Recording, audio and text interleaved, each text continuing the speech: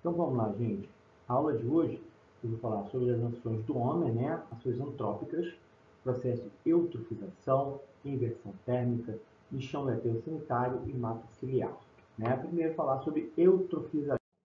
A palavra eutrofização significa bem nutrido, né? Mas vocês vão ver que né, uma boa nutrição. Vamos lá. Então aqui nós temos um rio, né? Esse rio está limpo, né? Com bastante vida ao seu redor.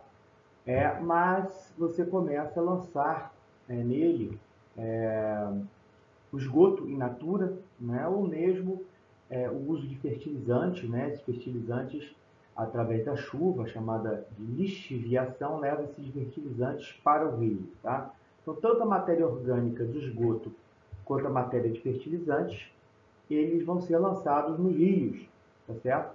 Isso vai fazer com que haja um aumento do nível de fósforo e nitrogênio na água.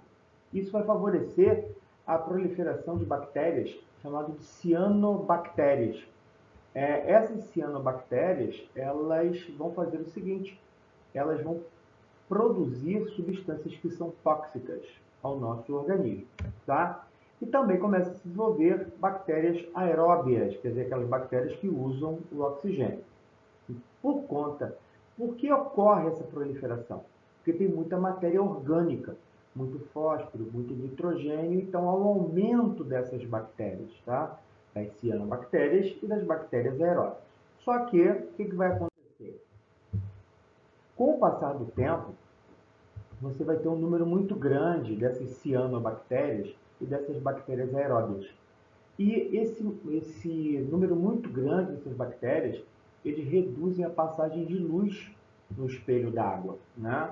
Fazendo com que haja uma redução da fotossíntese e redução do nível de oxigênio. Reduzindo o nível de oxigênio, eu vou ter uma grande mortandade de peixes e até mesmo das bactérias aeróbias, que precisam de oxigênio para sobreviver. E, morrendo as bactérias aeróbias, começam a funcionar as bactérias anaeróbias, que vão produzir gás metano, muito dióxido de carbono, gás carbônico, e até mesmo sulfeto de hidrogênio, né, H2S, que vai gerar um cheiro como se fosse de ovo podre naquela água. Então, nota que agora eu tenho um rio que está, um lago, né, que está morto, tá certo? Que foi ocasionado através da eutrofização. Eutrofização significa bem nutrido. Ele se origina a partir do aumento do lançamento de matéria orgânica nos rios. Tá certo? Beleza. Aí depois eu tenho a decomposição anaeróbia, é o ponto final. Para evitar isso, né, o que nós podemos adotar? Né, as chamadas lagoas de estabilização. O que é feito? Você pega o esgoto, em vez de ser lançado no rio diretamente, você pega essa água e lança em tanques, chamados de lagoas anaeróbias, que elas têm uma profundidade de até 5 metros. Para quê? Para a luz ela não alcançar o fundo desse tanque, porque no fundo desse tanque vai ser formado um lodo, e esse lodo, né, de bactérias anaeróbias vai produzir metano e gás carbônico. Essa água, né, aqui de cima, que está mais limpa, né, porque há uma sedimentação desse lodo, né, é lançado em lagoas aeradas, né, que são tanques que têm até 3 metros de profundidade, tá, em que pode ser ligado bombas de aeração ou o próprio oxigênio da superfície da água vai fazer com que haja ação de bactérias aeróbias. Essas bactérias aeróbias vão consumir a matéria orgânica e depois é lançada numa lagoa de maturação, que tem uma baixa profundidade. Para quê? Para a radiação ultravioleta servir como um bactericida. Então, nossa, que eu passei por 3 tanques. A lagoa anaeróbia, para ter o consumo do lodo. A aeróbia, que eu posso usar bombas de aeração para consumir a matéria orgânica. E a última lagoa, a lagoa de maturação, para poder ter ação da radiação ultravioleta e com isso ter ação bactericida, tá certo?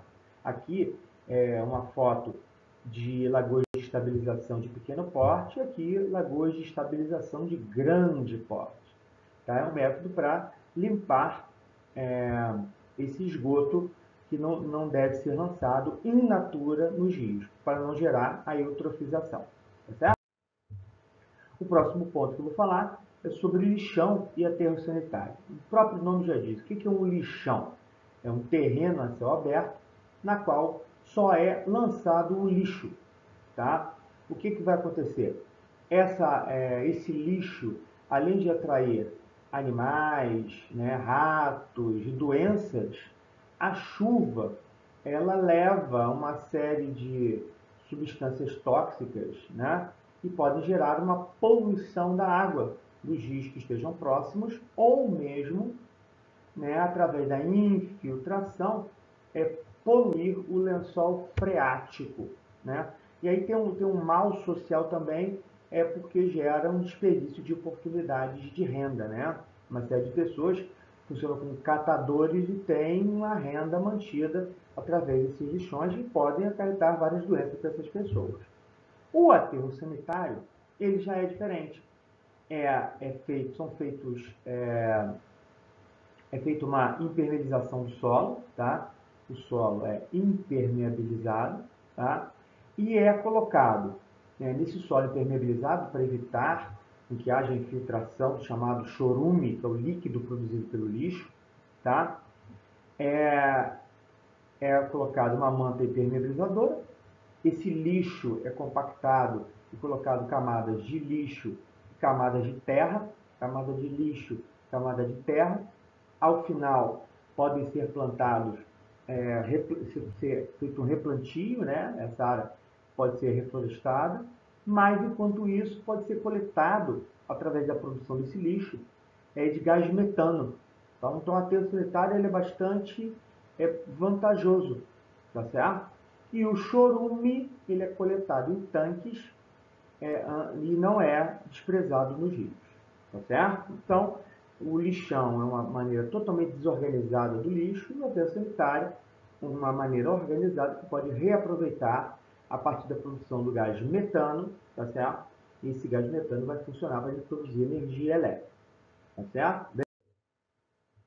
Outro processo importante, quando fala de poluição, é chamada inversão térmica. O que é isso?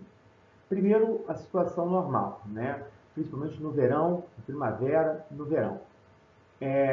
O ar quente, aquecido pelo sol, ele sobe, né? Através de corrente, chamada corrente de convecção, tá? Esse ar quente sobe, tá certo? Quando chega em altitudes elevadas, ele resfria e desce, tá? Então, forma uma corrente, chamada corrente de convecção.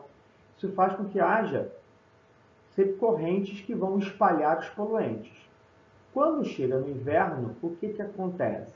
No inverno é diferente. O ar perto da superfície ele fica frio, tá? Então, como fica frio, esses poluentes não têm essa corrente de subida de ar. O ar não sobe. Se esse ar não sobe, o ar fica estagnado próximo à superfície. Isso acontece principalmente no inverno, né? É por isso que no inverno existe mais problemas respiratórios por conta desse processo chamado de inversão térmica que não consegue fazer com que haja uma dispersão dos poluentes e os poluentes ficam concentrados próximos à superfície. Tá beleza? Show de bola! Outro processo é chamado de assoreamento, né? Então a gente observa aqui duas imagens. Nessa imagem aqui de baixo, o que a gente observa? Na beira dos rios, árvores, uma vegetação chamada de mata ciliar, que segura, as suas raízes, né, segura a terra. Então o rio consegue fluir normalmente. Quando você retira essas árvores, o que acontece?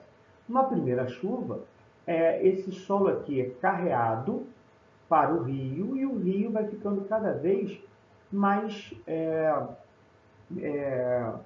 com a profundidade dele menor, fazendo com que seja mais fácil, quando tiver uma outra chuva, que essa água aqui, ela invada áreas próximas. Essa é a grande importância da manutenção das matas ciliares. Mata ciliar é porque parece os cílios dos olhos, né? Está na beira dos olhos. Então, essas matas ciliares, elas seguram a terra e fazem com que o leito do rio tenha profundidade suficiente para quando tiver uma chuva não haja o alagamento de áreas que estão próximas ao rio. Existe uma legislação específica mostrando que quanto mais a maior a largura do rio, maior é o tamanho da mata ciliar, dessa mata que tem que ser preservada. Isso, em longo prazo, ele mantém os rios com um grande potencial hídrico, tá certo? E é só isso, tá, gente? Muito obrigado.